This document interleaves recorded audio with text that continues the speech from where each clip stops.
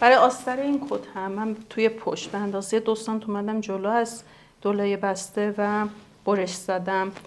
خط کمرم مشخصه، به اندازه 4 الی 5 سانت میام بالا، 5 سانت میرم پایین و این درز رو میدوزم.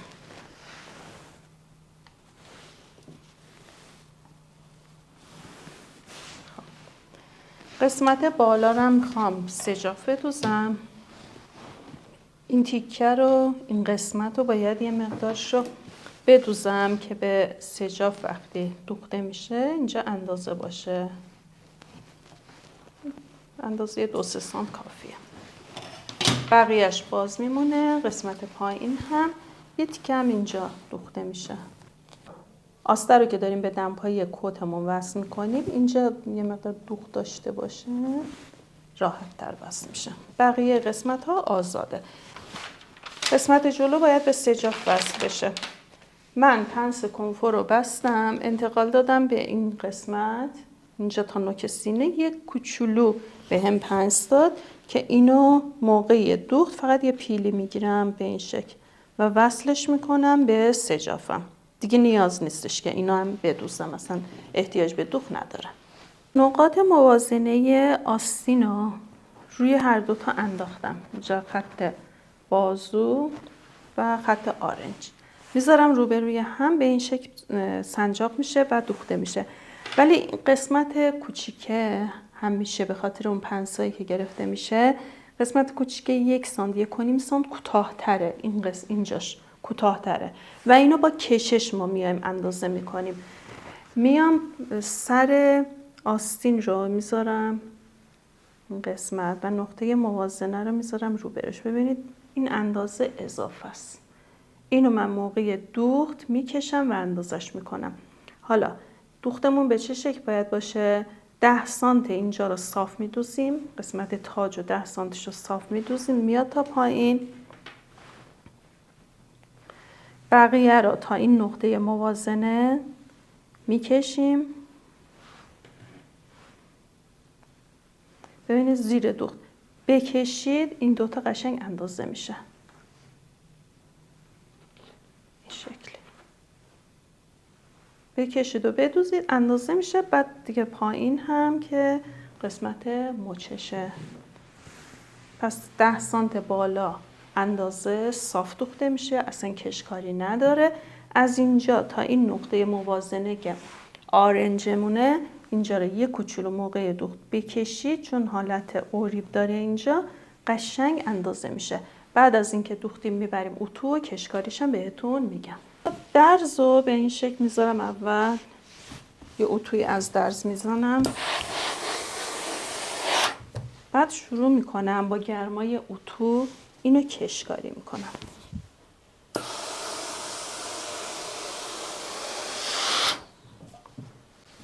تا جایی که میتونید میکشید، بخار میدید و حالت میدید. میذارید لبه میز، دقیقا لبه میز باشه و تمام اینها رو، این چینا رو به خورد آستین میدید.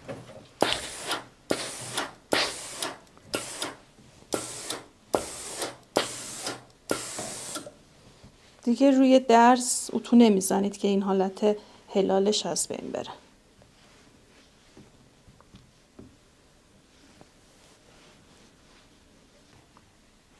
شکل دست رو باید بهتون بده.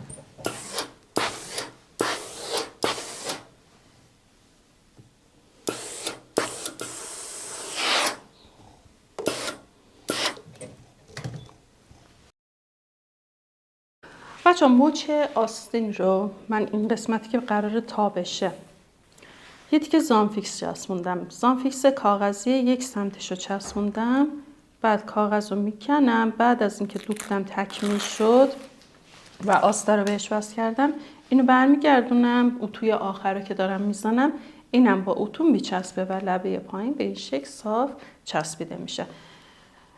الان میخوام آستر رو بهش وصل کنم. برای وصل آستر دقیقاً آستر رو بذارید روبروش. ببینید تیکه کوچیک روبروی تیکه کوچیک، تیکه بزرگ روبروی تیکه بزرگ. درس ها روبروی هم و از قسمت مچ این دوتا تیکه به هم دیگه وصل میشه، رویه و آستر.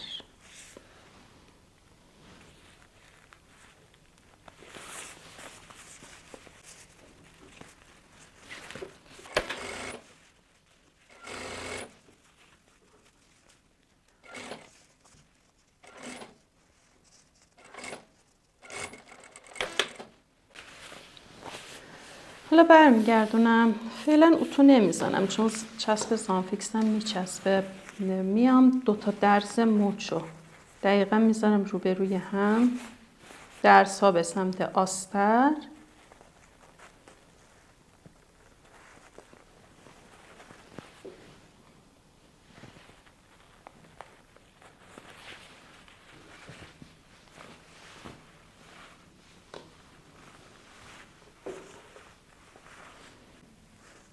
درز بغل آستین رو یک سره دوخت میزنم و وصل میکنم، یعنی از آستین شروع میکنم توی آستر تموم میکنم.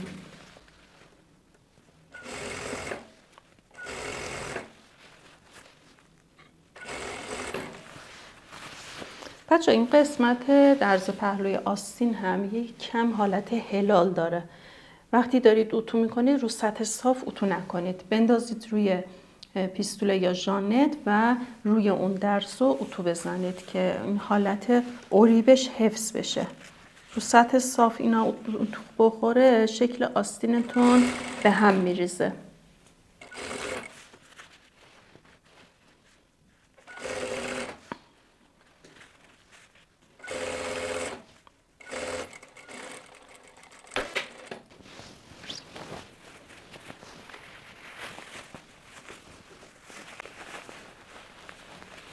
حالا مقداری که برای مچ جا گذاشته بودم، برای تای مچ تا میکنم یه اتو میزنم که هم زانفیکسه بچسبه و همین که مچم دیگه شکل خودشو بگیره. برای این قسمت درز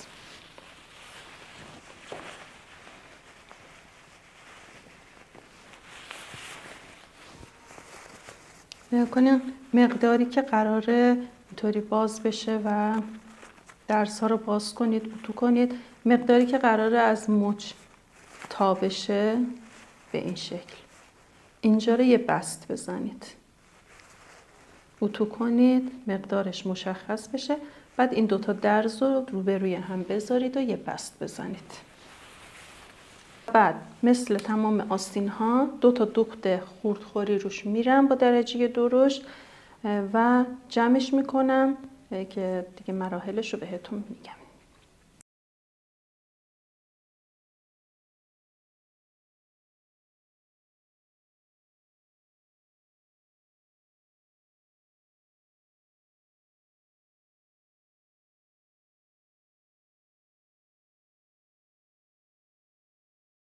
وقتی که آستین رو طراحی میکنید، آستین کتی رو، نقطه وسط آستین اینجا که خط بازو هست، نقطه وسطش میفته اینجا. اینو حتما روی الگو علامت بزنید و این نقطه رو به آستینتون روی پارچه هم انتقال بدید. اینجا میخوایم جا بندازیم توی حلقه، خیلی لازمش داریم. من این نقطه‌ای که نقطه وسط بود و یه چرت زدم و از درز پهلو به اندازه 1 الی 1.5 سانت میارم به سمت پیش درز آستین رو. اینجا اگر آستین ساده بود اینجا درز داشت، ولی خب توی آستین کتی میفته این قسمت. تاج آستین رو هم به همون اندازه‌ای که اینجا رو رفتیم جلو، به همون اندازه یه چرت زدم. تاج آستین رو از روی خط سرشانه میرم به سمت پشت. آستینم به این حالت چرخیده. خب بعد شروع میکنم از جایی که حالا من اینجا رو روی سرشانه علامت زدم، قسمت رو ثابت میکنم.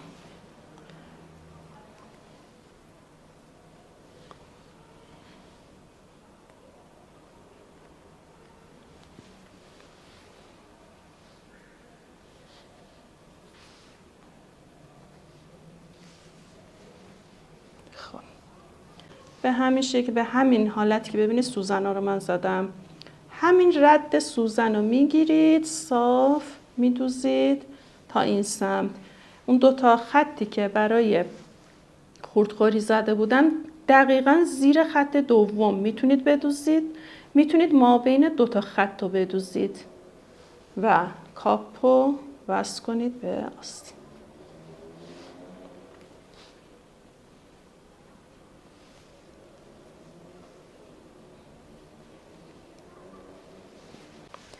برای اینکه این دوخت کاپتون خیلی صاف در بیاد و بعد از اینکه وصل کردید گوشه نده روی لباس، اگر دقت کرده باشیم بعضی وقتا این اتفاق میفته. این به خاطر خط دوخته. حالا ما اتو و لایه و تمام اینا رو رعایت کردیم.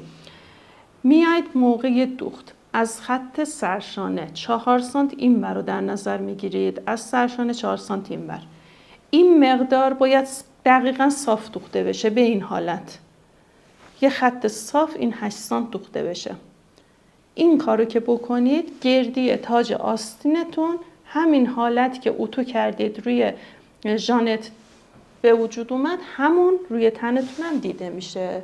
اینم نکته دوختیش. بقیهش دیگه یه دوخت ساده است، یه خط گرده که میدوزید. موقع دوخت هم آستین به سمت شما باشه، حلقه لباس به سمت کارپیشبر باشه.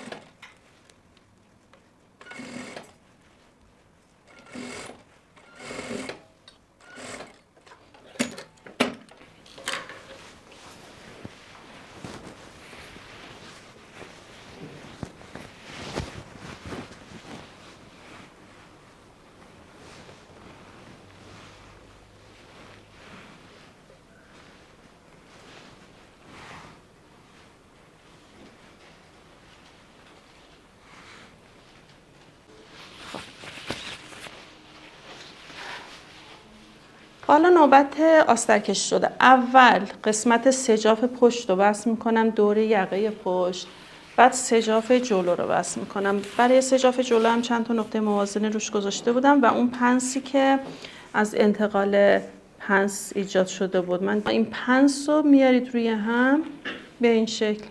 دیگه احتیاج نیست اینجا رو هم بدوزید، همینو بیارید روی هم و وصل کنید دور تا دور این قسمت سجاف پیش. آسترش هم وصل میشه، بعد سرشانه ها به هم دیگه وصل میشه، سرشانه پیش و پشت، و بعد قلفتی آستین رو انجام میدیم. ببینید من آستر رو به سجاف جلو وصل کردم. این قسمت که بهتون گفتم چرت زدم اندازه پیلی رو به اندازه 1 سانته، فقط به شکل پیلی تا کردم، جاشو مشخص کردم، با 1 سانت جای دوختی که گذاشتم وصل میکنم به سجاف. آستر چون جنسش نازکه من گذاشتم رو بمونه، اینجوری کار پیش برم جمعش نمیکنم.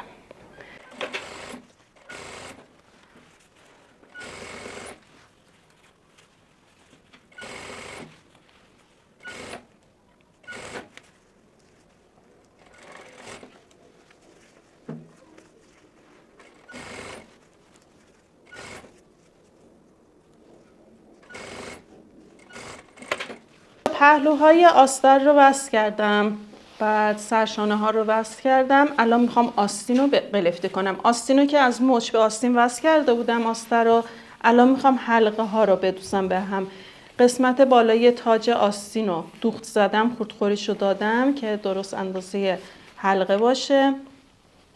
بعد الان میام ببینید قبل از این که برگردونید به پشت، 2 تا قسمت درس ها رو میذارید روبروی هم. الان من روی کارمه، بعد تا میکنید اینجا رو. این به سمت تو تا میشه، اینم لباس هم حلقه به سمت تو تا میشه و یه سوزن این دوتا رو وصل میکنم به هم. قسمت تاج هم همینطور روبروی سرشانه قرار میدم. اینم تا کردم به سمت داخل، یه سوزن میزنم. اینطوری دیگه هیچ وقت آستین تو دوخت نمیچرخه و اشتباه وصل نمیشه. این درز رو گرفتم میارم پشت. الان 2 تا درزم روبروی هم دیگه. سوزن رو در میارم.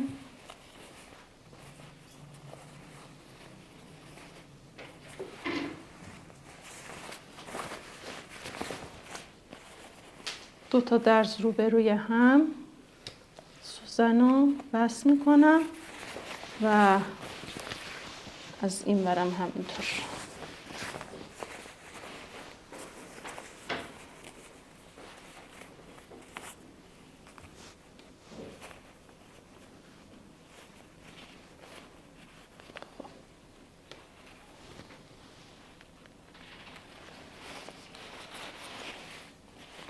ببین حلقه رو به همین شکل وصل میکنم دور تا دور. بشه.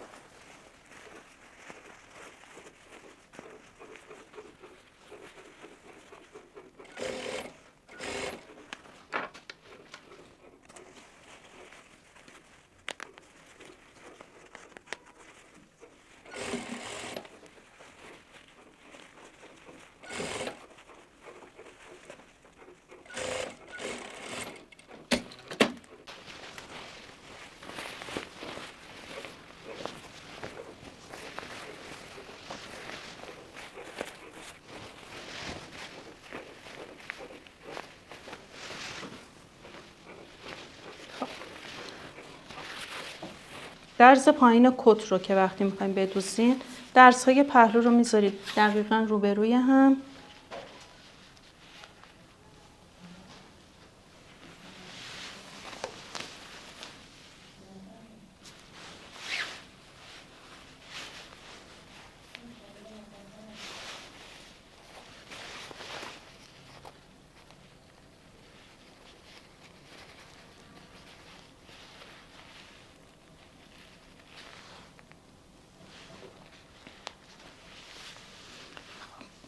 من درز پایین کت رو هم زانفیکس چسبوندم. بعد از اینکه دوختم تموم شد، اینجا 1 سانت با 1 سانت حق درز میدوزم. وقتی که تموم شد کاغذ رو میکنم ازش، زانفیکس چسبیده به کتم. کاغذ رو میکنم بعد از دوخت و اینطوری برمیگردونم و اتو میزنم. لبه پایین کت میچسبه به هم دیگه. بعد حالا پستوز میکنم. قسمت سجاف، درز رو میخوابونم سمت آستر. درز سجاف رو به این شکل میخوابونم سمت آستر.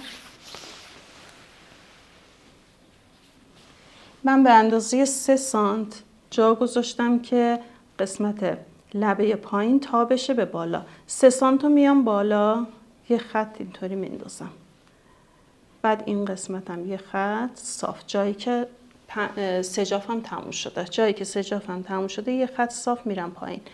1 سانت مونده به پایین دوختم و ادامه میدم تا الی آخر. موقعی که دارم میدوزم آستر رو 1 سانت میکشم به سمت بیرون. اینطوری. من الان اینو به این شکل 3 سانت رفتم بالا، اینجا یه خط دوختم، پله اومدم پایین، 1 سانت هم اینجا رو ادامه میدم تا آخر، تا اون یکی سجاف. سجاف بعدی رو به همین شکل. قسمت دمپا رو همون شکلی که بهتون گفته بودم دوختم، این حالت پله‌ای. الان میام این کاغذ زانفیکس رو ازش جدا میکنم، کامل تا آخر جدا میشه. خب قسمت سجاف رو خالی میکنم ازش. اندازه 1 سانت جا بذارید، بقیه رو خالی کنید.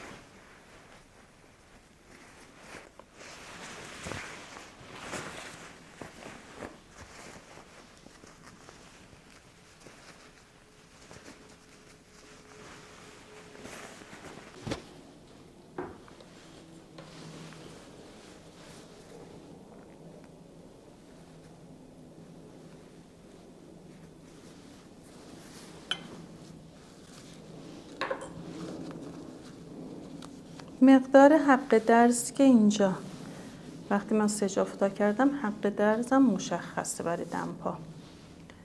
اینو میام کوک میگیرم. هم میتونید به همین شکل بذارید اتو کنید، ولی خب کوک بگیرید خیلی صاف اتو میشه.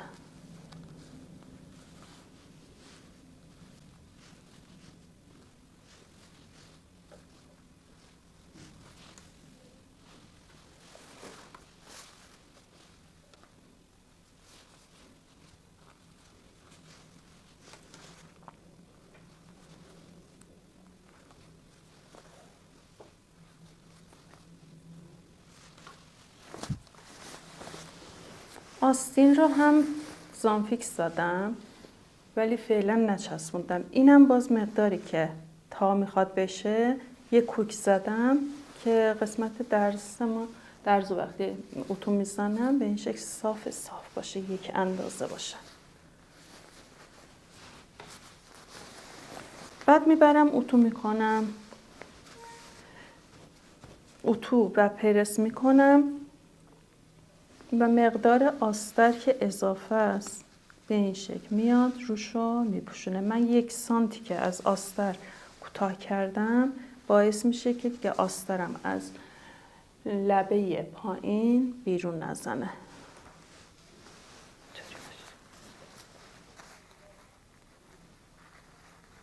یه مقدار آزادی که داره اینم باعث میشه که کار رو به سمت بالا نکشه. حالا زانفیکس رو که چسبوندین بعدش میتونین یه پستوزی هم بکنین. پستوزی هم باعث میشه لبه کارتون کامل بچسبه به لباس، با شستشو با هیچی هم کنده نمیشه و اینکه وقتی این لبه کامل بچسبه هم آستین هم پایین لباستون وقتی قشنگ میچسبه به هم دیگه باعث میشه که آسترتون نه کار رو بکشه به بالا نه اینکه آستر بیاد بزنه بیرون، همین جایی که هست میمونه.